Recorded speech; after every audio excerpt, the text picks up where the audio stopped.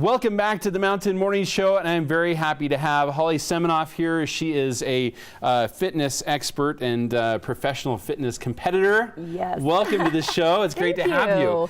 you. I didn't know there was such a thing as professional fitness competitor, but there is. Yep. This is really cool. Yeah, it's amazing. I love it. So give us a little background on this. We should be familiar with it because our friend Arnold is familiar with it. This is his thing. Yeah. Yep. It is his thing. He does a worldwide event. So Arnold Schwarzenegger. Yeah, Arnold Schwarzenegger. So he has this whole event that he basically takes the top athletes from all over the world, and you have to be invited to it. So you have to have earned your pro status. So you had to have been, top in your country. And then once you earn your pro status, then you have the ability to be able to be invited. So I've been able to this year, fortunately, to be invited just because of my ranking in the world. So it's been amazing. Ranked number 8 among among fitness athletes. Yep. Yeah. Impressive. Thank you. Tell me what a fitness athlete is, because I think a lot of people are like, okay, I don't get this. Yeah. What is it? Yep. So explain. So being a fitness athlete, it's in kind of what, the bodybuilding world. And in the bodybuilding world, there's different divisions. And my division is fitness. So there's 2 rounds. So one round is kind of more the bodybuilding, where they actually look at the physical aspect of it. Yeah, so your physique. symmetry, your muscle tone, your leanness, all of that.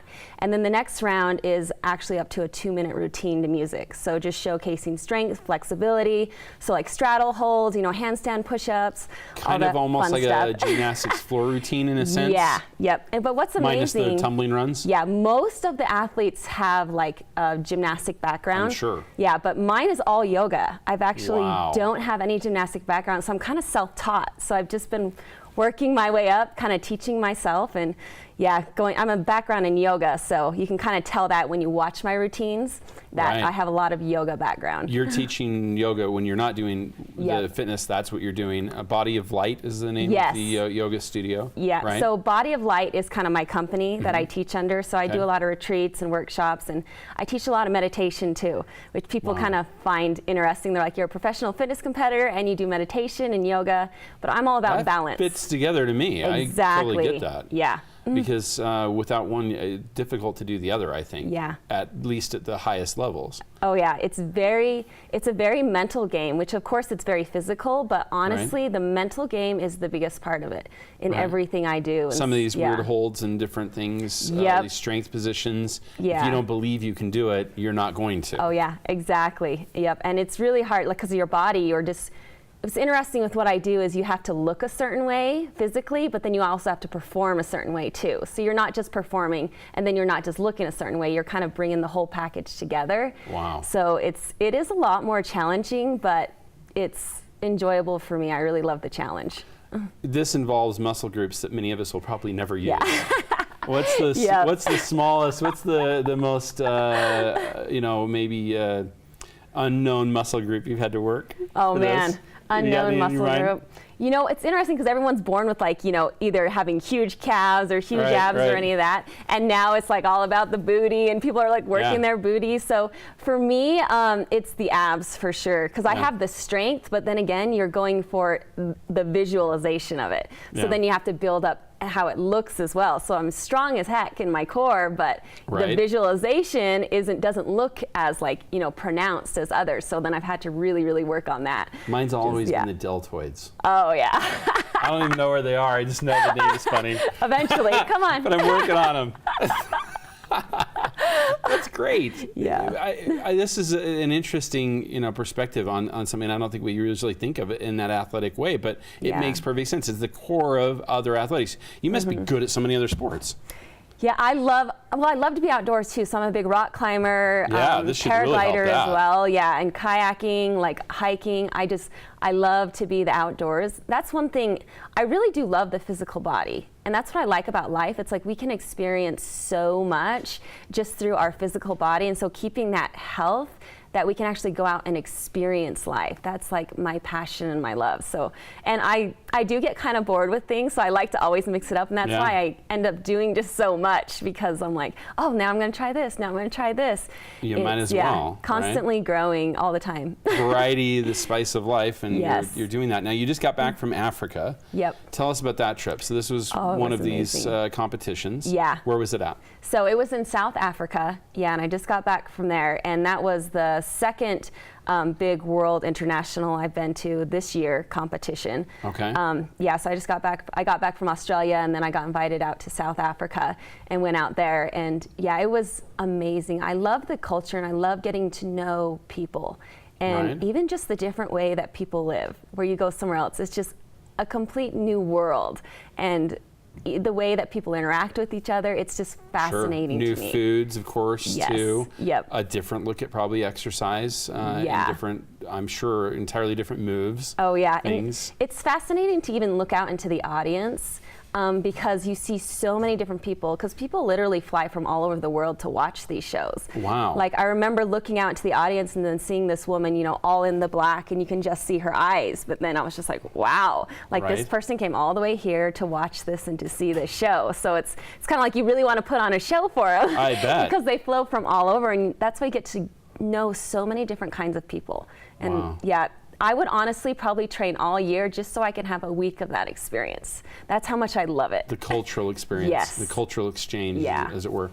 Wow, that's fascinating. Now, the next one for you will be in Japan, right? Yes, yep. Tell me about this and how excited you are about this trip. Yeah, so that one is Hong Kong, and they'll usually Hong Kong. Yeah, all right, I into Hong Kong. My apologies. Oh, no worries. And so that will be really exciting, and it's waiting for that invite as well too. So you're always kind of on the fence of like, okay, am I going to get invited? But usually, of course, when you're placing the top 10, then you'll get be going. Then you'll get that invitation. So, and I couldn't do it at all without my husband's support, because I have 3 younger kids as well, all under 10.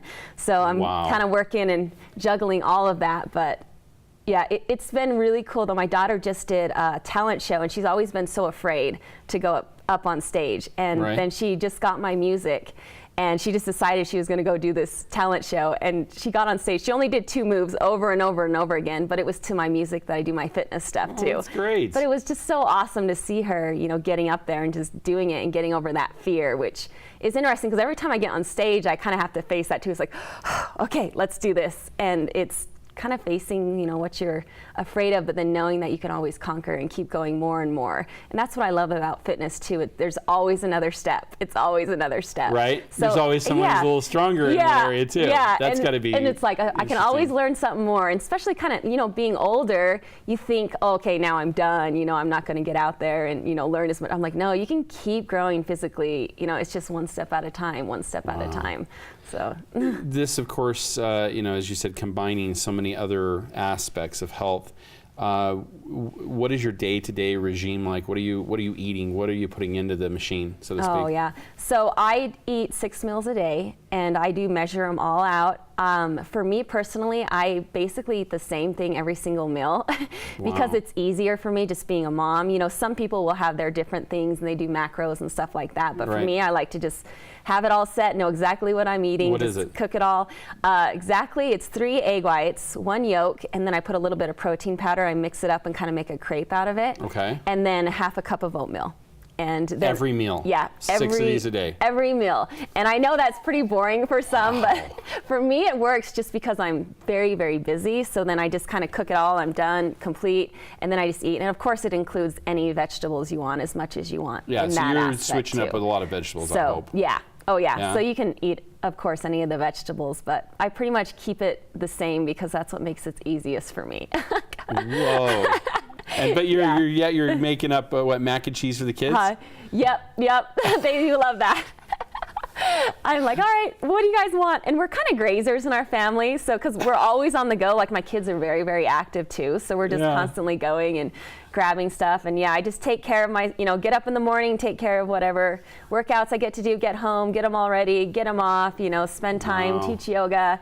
And Now, if only you could get, if you could only order your food at the ChickfilA drive-thru, you'd be set, right? Yep. I kind of understand that part. I'm the weird person at the restaurants, and they're like, "What do you want?" This is a pretty funny story. So I ordered nachos, but I didn't want cheese. Okay. So I'm like, okay, I want the nachos with chicken and no cheese. And they're looking at me so odd, like, you don't want cheese. Nachos. That's not. And I'm like, I know it sounds really funny, but then I'm like, okay, just put it on the side, because they were so confused I didn't want cheese.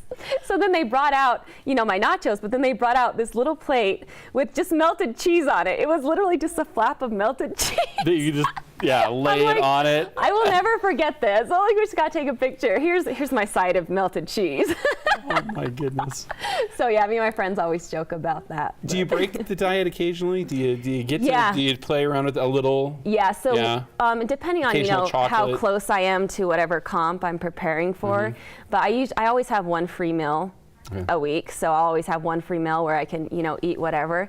But honestly, it's interesting because when you get so fine-tuned for your body, then when you do have specifically for me, like sugar itself or anything like really sweet, I get sick.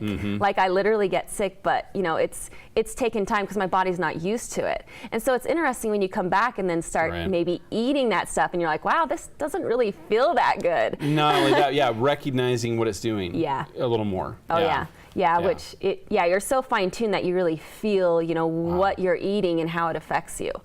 We have just a moment left, so I wanted to ask you about this. Have you considered the ultra athlete route too? Because it sounds like you're so close to that. Yeah. Are you a big runner, or have you thought about doing that? Because that's another world tour that you could be doing. Oh yeah, that one I've looked at too as well, and it's like, okay, I just kind of in my life I just flow where I'm planted. It's basically bloom where you're planted, so I'm kind of flowing here for now, and I would totally be open to doing that as well, because that would be fun. Yes. All right, we're going to make sure we introduce you to our friend Jax Mariosh. She's in that world, but you guys are so similar. I think you guys would love, maybe you guys should just swap it out for a year. Yep, let's try it. Right? It'd be kind of fun. I'm always open to something new. We could film a documentary about that for sure. It was great to have you here on the show. If people want to find out more about what you're doing and kind of keep up on you, you've an Instagram site. Yes. Or an Instagram page. What is it? It's just my name, so it's Holly_Semanoff. Okay. And you can follow me on there. I always keep people updated with everything. All right. So, best of luck to you in Hong Kong. Thank you. We're going to be cheering for you. And of course, as mentioned, you can keep up